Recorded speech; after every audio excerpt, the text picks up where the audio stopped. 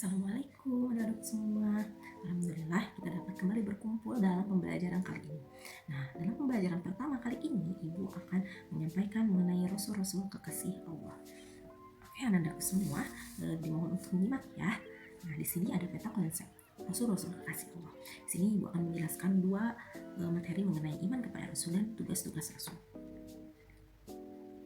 Nah, iman kepada Rasul. Iman kepada Rasul berarti meyakini bahwa Rasul itu benar-benar utusan Allah Subhanahu wa Ta'ala yang ditugaskan untuk membimbing umatnya ke jalan yang benar agar selamat di dunia dan di akhirat.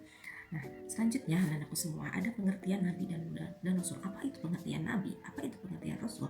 Nah, pengertian Nabi yaitu manusia pilihan yang diberi wahyu oleh Allah Subhanahu wa Ta'ala untuk dirinya sendiri dan tidak mempunyai kewajiban untuk menyampaikan pada umatnya. Sedangkan Rasul yaitu manusia pilihan Allah Subhanahu wa Ta'ala yang diangkat sebagai utusan yang menyampaikan firman-firmannya kepada umat-umat manusia agar dijadikan pedoman hidup. Mengambil perbedaan yaitu Nabi itu diberikan wahyu untuk dirinya sendiri, sedangkan Rasul diberikan wahyu oleh Allah Subhanahu wa Ta'ala untuk disampaikan kembali kepada umatnya. Selanjutnya yaitu ada perintah beriman kepada Rasul. Nah, perintah beriman kepada Rasul ini terdapat dalam Quran surat An-Nisa ayat 136 yang artinya, wahai orang-orang yang beriman, tetaplah beriman kepada Allah dan Rasulnya dan kepada kitab Al-Quran yang diturunkan kepada Rasulnya serta kitab yang diturunkan sebelumnya.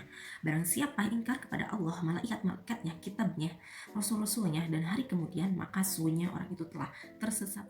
Nah, selanjutnya yaitu ada sifat-sifat Rasul Allah. Sifat-sifat Rasul Allah terbagi terhadap 3 bagian. Yang pertama ada sifat wajib, yang kedua ada sifat mustahil, dan ketiga ada sifat jaiz. Nah, di sini Ibu akan menjelaskan satu persatu ya. Nah, yang pertama yaitu ada sifat wajib. Apa itu sifat wajib? Sifat wajib artinya sifat yang pasti ada pada Rasul.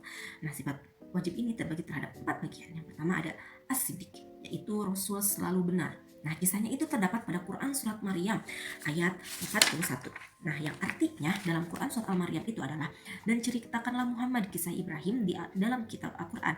Sesungguhnya dia adalah seorang yang sangat membenarkan seorang nabi.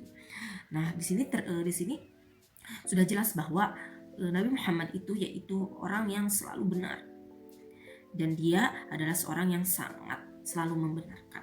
Selanjutnya yaitu ada al-amanah. Apa itu al-amanah? Yaitu Rasul yang selalu dapat dipercaya. Nah, kisahnya ini pula terdapat dalam Quran surat Al-Asy'ura ayat 106 sampai 107. Nah, yang berbunyi artinya, ketika saudara mereka Nuh berkata kepada mereka, mengapa kamu tidak bertakwa? Sesungguhnya aku ini seorang rasul kepercayaan yang diutus kepadamu.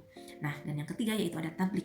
Tablik itu yaitu Rasul selalu menyampaikan wahyu. Kisahnya terdapat pada Quran surat Al-Maidah ayat 67 yang artinya, wahai Rasul, sampaikanlah apa yang diturunkan Tuhanmu kepadamu. Jika tidak engkau lakukan apa yang diperintahkan itu, berarti engkau tidak menyampaikan amanahnya dan Allah Subhanahu wa Ta'ala memelihara engkau dari gangguan manusia. Sesungguhnya Allah Subhanahu wa Ta'ala tidak memberikan petunjuk kepada orang-orang yang kafir. Dan yang terakhir ada al-fatonah. Apa itu al-fatonah? Yaitu Rasul memiliki kecerdasan yang sangat tinggi. Nah, di sini ketika terjadi perselisihan antara kelompok kabilah di Mekah, setiap kelompok memaksakan kehendak untuk meletakkan al-Hajar al-Aswad, yaitu batu hitam. Nah, batu hitam itu di atas Ka'bah. Lalu Rasulullah SAW menengahi dengan cara semua kelompok yang bersengketa agar memegang ujung kain yang di bawahnya. Kemudian Nabi meletakkan batu itu di tengahnya dan mereka semua mengangkat hingga sampai di atas Ka'bah. Sesungguhnya cerdas Rasulullah SAW. Itu adalah kutipan kisah Rasulullah mengenai beliau yang sangat cerdas sekali. Oke, anak-anakku semua, selanjutnya yaitu ada sifat mustahil. Apa itu sifat mustahil? Nah, sifat mustahil ini yaitu sifat yang tidak mungkin ada pada Rasul. Nah, sifat mustahil ini adalah kebalikan dari sifat wajib yang tadi Ibu sebutkan. Nah, yang pertama ada al-kizib, yaitu mustahil Rasul itu bohong atau dusta. Dan yang kedua ada al-khianah, yaitu mustahil Rasul itu khianat. Dan yang ketiga al-kitman, yaitu mustahil Rasul menyembunyikan kebenaran. Dan yang terakhir itu ada al-baladuh, yaitu mustahil Rasul itu bodoh. Nah, al-kizib ini adalah kebalikannya dari as-siddiq, dan al-khianah yaitu kebalikannya daripada al-amanah. Dan al-kitman ini yaitu kebalikannya terhadap at-tablik, dan al-baladuh adalah kebalikannya dari sifat al-fatonah. Nah, selanjutnya yaitu ada sifat jaiz. Apa itu sifat jaiz? Sifat jaiz bagi Rasul adalah sifat kemanusiaan, yaitu al-arbul al-basyariyah, artinya Rasul memiliki sifat sebagaimana manusia biasa. seperti lapar, haus, sakit, tidur, sedih, senang, berkeluarga, dan lain sebagainya. Bahkan seorang rasul tetap meninggal sebagaimana makhluk lainnya. Nah, ini terdapat penjelasannya juga terdapat dalam Quran surat Al-Mu'min ayat 33. Nah, yang artinya orang ini tidak lain hanyalah manusia seperti kamu. Dia makan seperti apa yang kamu makan dan dia minum seperti apa yang kamu minum. Nah, itu adalah arti dalam Quran surat Al-Mu'min ayat 33. Nah, di sini Rasul itu adalah sama seperti kita awal, sama seperti kita yaitu sebagai manusia awalnya, tapi dia diberikan utusan oleh Allah untuk menyampaikan firman-firmannya kepada umat manusia agar dijadikan pedoman hidup. Selanjutnya yaitu Rasul juga memiliki sifat yang tidak terdapat pada selain Rasul. Nah, yaitu Isatur Rasul adalah orang yang mashum, terlindung dari dosa dan salah dalam kemampuan pemahaman agama, ketaatan, dan menyampaikan wahyu Allah Subhanahu wa Ta'ala.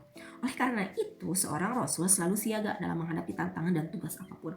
Dan yang kedua ada iltizamur rasul, adalah orang-orang yang selalu komitmen dengan apapun yang mereka ajarkan. Mereka bekerja dan berdakwah sesuai dengan arahan dan perintah Allah Subhanahu wa Ta'ala. Meskipun untuk menjalankan perintah Allah Subhanahu wa Ta'ala berhadapan dengan tantangan-tantangan yang berat, baik dari dalam diri pribadinya maupun dari para musuhnya, Rasul tidak pernah sejengkal pun menghindar atau memundur dari perintah Allah Subhanahu wa Ta'ala yang terdapat pada Rasul dan tidak akan terdapat pada selain Rasul. Nah, anak-anakku semua, bila ada pertanyaan boleh silahkan tulis di kolom komentar.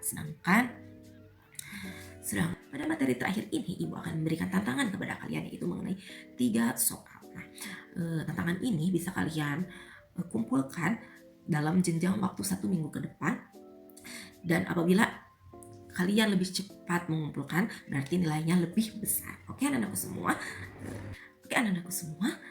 itu adalah materi yang dapat Ibu sampaikan pada pekan ini. Thank you for your attention. Mohon maaf atas segala kesalahan. Wassalamualaikum warahmatullahi wabarakatuh. Dadah, see you.